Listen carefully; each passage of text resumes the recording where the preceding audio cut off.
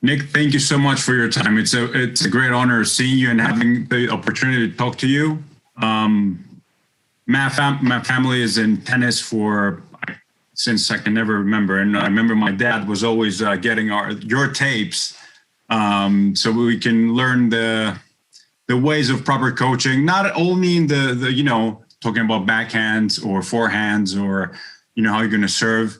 You have more essence in your coaching and the abilities of the conscious coaching you've been doing. And I want to thank you so much for this, for everything you've done in the industry. And you keep changing the world, not of sports, but actually of, as I said before, of conscious coaching. And thank you for that.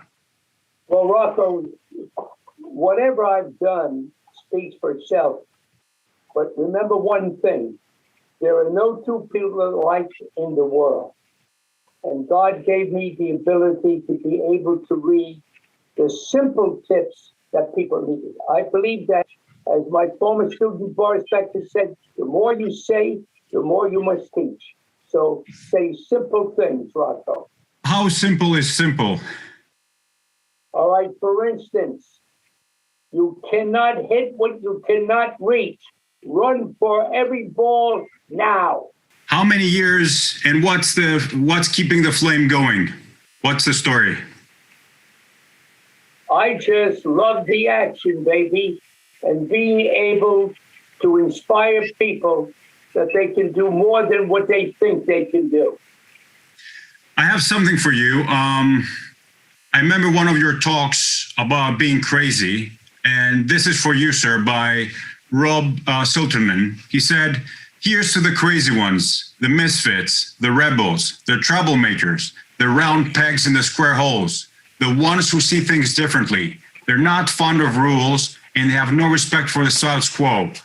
You can quote them, disagree with them, glorify or vilify them, but the only thing you can do is ignore them because they change things. They push the human race forward. And while some may say them as the crazy ones, we see genius, because the people who are crazy enough to think they can change the world are the ones who do it. And you have done it, sir." Remember something, Rocco. Crazy people do things that sane people say is impossible, and also they're afraid of failure. Me, I'm crazy, and I've done things that people said could not be done. And when a person says, "Nick, you can't do it," that's exactly what I'm going to do it. And thank you for that, because it's been how many years now being crazy? About 62 years, and I'm just beginning. And remember something, Rocco, I try to learn more every day, because when you think you know it all, it's time to go back to school.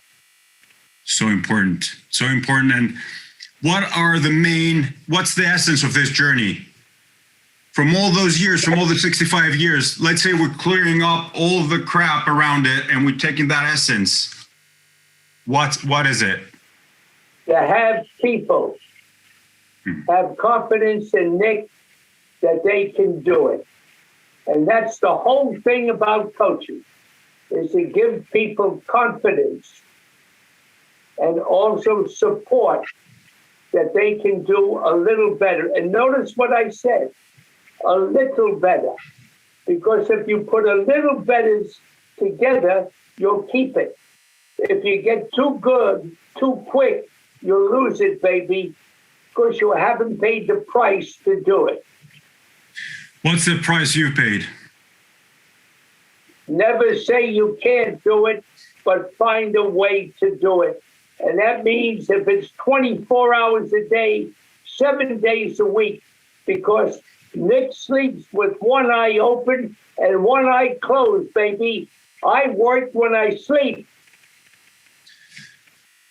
You had so many athletes, top-level athletes that you've coached. If we have to name some, who were the ones that actually challenged you to be better? Well, why don't we go through all of them? Okay. Or a few of them. Yeah. Agassi had a tough time in the beginning and thought he couldn't do it. Don't yell at Andre. Be patient, and we found a way. Monica Seles, Nick, let me hit one more ball. Maria Sharapova, she led the lesson, little bit at a time. Boris Becker, Nick saw the little things, gave a simple tip. Venus and Serena, run for every ball, baby. Martina Hingis, never forget where you came from. Marcelo Rios, I don't believe lived up to his talent. He was the most talented athlete I ever worked with. Jelena Jankovic, okay, mama. Mama really sort of hindered her career. And Martina Hingis, never forget where you came from. Tommy Haas, hey, the sun is bothering. My shirt is too tight. Quiet, Tommy. You go do it. Anna Kournikova, baby. All the men came to see her practice. Max Murray, as kind as a person can be. So you see, I've been very, very fortunate to having my Jim Courier and my Paul Anacone. Jim Courier, the workhorse, baby. The workhorse. Paul Anacone, go to the net. Your forehand is terrible. Okay, Nick, I'll go to the net. God gave me the ability to be able to give that simple thing to the students I've worked with. Is there unbelievable talent, unbelievable. But he's got to show he's a winner on the court. And by the way, he just won another 5-setter. What are the common traits from all those legends that you've just talked about? They're all different, every one of them. And that's the gift God gave to me, is to be able to reach different people. You can't give the same tip to everybody because they're all different. And remember something, your tips must be very simple, and also, coaches, become a better listener. Oh. Speechless, because coaching. By the way, your brother Ezra is a new tennis coach at the Academy, and I'm sure I'll be seeing him over the next couple of weeks, sir. He's been talking so highly about you, and it's a great honor to having a legend like you helping him and showing him the right way. Because you've said it in the past. I've read many times when you said the environment you choose to be in is the person you're going to become. And being in an elite environment, there's no failure than being elite. And I tell you what, IMG has been the leader from the time I started it, and now, and we will remain the leader because we're never satisfied. We're always doing new things, and they're now building unbelievable new facilities, 5 indoor more tennis, 5 indoor basketball, a Hall of Fame, red clay courts, 2 exhibition courts. Remember, you never say I've done it all. Do a little bit more, or your opponents will catch you, baby. You do what you preach, and you've shown that numerous times. What's performance for you? Because while we've been talking, it's not about a forehand sometimes, it's not about a backhand, it's not about a serve. There are other things behind all that. And as you said before, all those athletes were different. How can we help our eye or our habits to become better coaches and help athletes perform better? Well, number one, always be open to hear remarks from other coaches. Evaluate them. And I am very proud that one of my first two students is now the director of tennis at the IMG Academy, Jimmy Arias. Oh, imagine, little Jimmy, 12 years old, came to me, changed the power forehand, and now he's the director of tennis at the IMG Academy. And you know what? That's unbelievable, because Jimmy knows what it takes to be successful. And remember something, give time to listen to your coaches. Become a better listener. You don't have to agree with everything, even when they call you a complete ass. Remember that. Give them courage to tell them you don't have to agree with everything the director says. Talk up, baby. Talk up. And this is what the Academy does. To give the coaches the spirit to coach up and to speak up. So what is actually coaching for you then? What? What is actually coaching? Let's say is trying to help someone feel good about themselves, have the courage to get better, and never be negative, not only on the tennis court, but in everything that you do. Coaching, you never let a student go home thinking they are a failure, baby.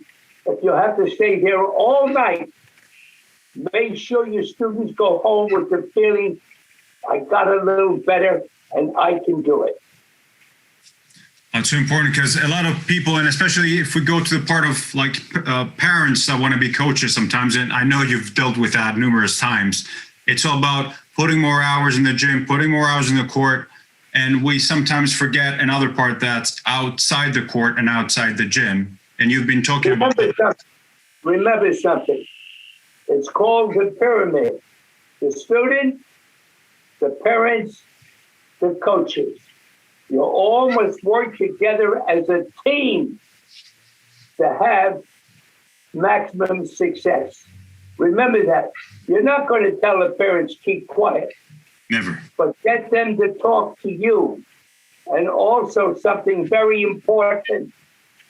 Remember what I'm going to tell you now. Even though the scoreboard says you lost by numbers, if you did everything you can do, you're a winner. And that quote came from Vince Lombardi, one of the best coaches. Football coach, who said, my teams never lost, they just ran out of time. So important. From all this 65 years, that flame keeps on burning and burning and burning. And what are the things you've been you have changed in all those 65 years? Like, I know you've said about mistakes, and you're a big fan of making mistakes, because that's the only way you can get better. What are the things you've changed, and what are the things you have your coaches? Very important. Some of the students will be unorthodox.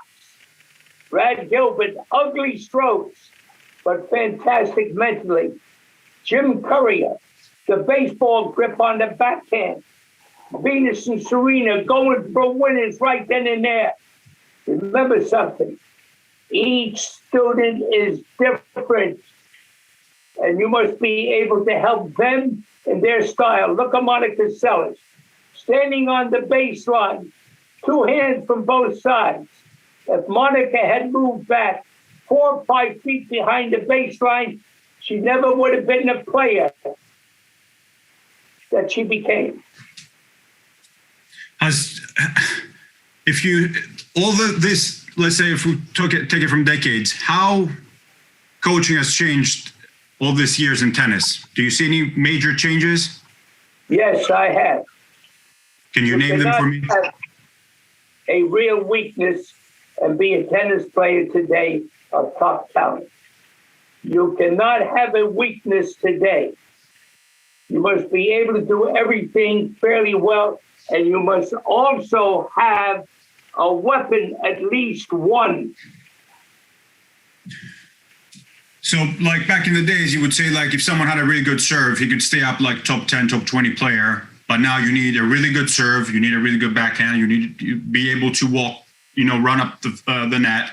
So you need to be an all-round player in all those aspects, right? I think if you watch the play in the last few months, you'll begin to see all-around players, including coming to the net, and by the way, hitting that sissy shot, the drop shot. You must be able to place your serve. Boris Becker taught me the following. He had 4 serves to your 2. He actually served mentally in his head before he served and built his game around the serve. That's very important, because if you cannot imagine it, how are you going to do it, right? That's exactly right. Remember something, baby. It's all about practice. And you know what? When you practice, it becomes a habit. And also, everybody listen. Luck is a one-time victory. You have to earn your luck by blood, sweat, and tears. Quote my friend, General Petraeus. So what would be the traits that you want to see from a coach? What would be the things that you want to yell or just shout at every coach that's starting or has been out there for, let's say, ever? And a coach that you want to work with, what would be those traits? Number 1, coaches, keep your mouth shut and look and listen. Listen to the students. Let them tell you their expectations. Look at their strokes. If they're unorthodox, but they have success, let them be. Become a better listener, baby. And remember, no students are alike. And your job, coach, is for your students to reach their ability level mentally and physically. And no matter what that is, you are a success. And also, one other thing. Back in the 80s, the 90s, I turned my students professional before they were even out of diapers. Now, go to college for a few years. As the top 3,000 playing on the tour, 1% make a living. Go to college for a couple of years, unless somebody gives you $5 million because they think you're going to be a superstar. That's a different story. But remember, everybody, the tour is not easy. And back in the times of Chang and Andre, except for Pete Sampras, the average height was about 5'11". Now, 6'4". Ladies, 5'10", 5'11". Remember something. The physical shape today of athletes is off the wall. So you would say, for example, what would be the recommended, because yes, we have soul, I would say, because some athletes have a lot of that and the willingness to win. But what would you say that if a junior athlete starts now, what does he have to do to become, let's say, a top player in the tennis world? He has to learn to play the entire game, including going to the net. That is something that's very important. Many years ago, a student going on 15 said to me, Nick, when do I go to the net? Go all the time, baby. Find out yourself. Who was that? Tommy Haas. But coaches, you have to encourage the students to go in now, and go in when you're not supposed to go in. Remember, the more you go in, the more you will learn when to go in, and you start getting more confidence on your volley because you're hitting more volleys. So you would think, for example, that because now we can talk about the physicality, because playing like, 5 sets of every time or trying to get to the net all the time, that means that your capacity as an athlete must be like top end, which of course it would be if you're up there. What's your case about being more hours in the court, more hours in the gym, or if you had to, let's say, find a good recipe, what would be the best? Each student is different. Coach, find out what they need. Remember that. You can't say everybody is going to do the same thing. That's the gift God gave to me. I was able to see and feel what each of the students need. And that is a gift that only a few coaches get. It's really important because we've got a lot of people that we're trying to change, and we cannot, because it could be, our bias of what we like or what we want people to do. Because as you said before, we don't listen. Remember something, Coach. Never use the word, I'm going to change you. Use the word adjustment. And little adjustments in time will become a change, and they don't even know it. That's why Nick is the best of the best, baby. A little bit here, a little bit there. Yes, you are, sir. Optimal performance. How can we achieve that? We said we need to listen. We said we need to understand who we're working with. What are the next steps? You have to not be afraid of losing. Losing can be a very positive tool if you learn by it. Do not do the things that you know you can do, but do the things you're unsure of. And in time, that'll help you in everything you do in life, including your tennis.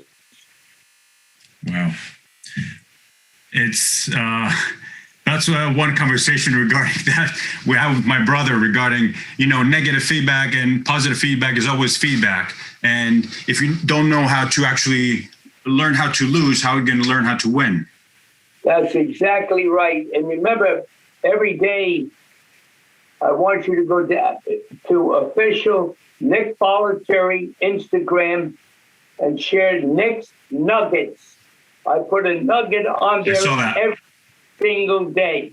So I want all you listeners, Parisians, don't say you'll do it tomorrow. Do it right now, baby. So I put a nugget on there every single day, and it's totally free to look at. So all you listeners, remember, official Nick Bollettieri Instagram. I'll make a post as well. Those nuggets, because I started watching them, especially when I got told that you need to see Nick latest nuggets. You talk a lot about the emotional intelligence of athletes, and not a lot of coaches do that. And of course, 65 years later, you've been keeping and singing the same tune with a lot of success, and you've never backed down, and you've proved it with numerous athletes. What keeps you doing that? Give me some. Let me tell you, the greatest coach that educators, including tennis coaches, can have.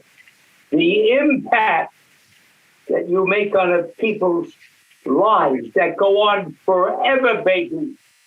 That's what Nick is all about. And I must say, I brought back the Ash Bollettieri program, and it's now called Bollettieri Tennis and Learning. I'm helping the inner city children. They do not pay anything, but I've raised money to be able to have places that I'm teaching these children totally free, baby. And that's what it's all about. And remember something, I just don't talk the walk, I walk the walk, because my wife and I have 5 biological children, 4 grandchildren, and 2 adopted sons from Ethiopia, baby. God bless her. Giving those boys a chance with their mother to be able to achieve in life. So remember, everybody, give a little bit of your time to those that have nothing, and stop complaining. Stop complaining. You have the ability to do it. Children are dying every day of cancer, and you are negative because You can't hit an overhead. Shame on you. Shame on you. Wow, because that's the impact. That's the actual coaching. If you don't hit the substance and you don't hit the core of how a human should be, not an athlete, because a lot of people rectify themselves as, I'm a tennis athlete, I'm a tennis pro. What about what's your, the human aspect of you? What's the core that keeps everything together, correct? You teach a little bit at a time. Little things you'll keep. A lot of things you will not. And remember, at the end of each workout or lesson, whether it's a single lesson or group, you never let anyone go home thinking they are a failure. If you have to stay there all night, make sure your students go home feeling they've done it and they're very proud of themselves. Coaches, that's very important.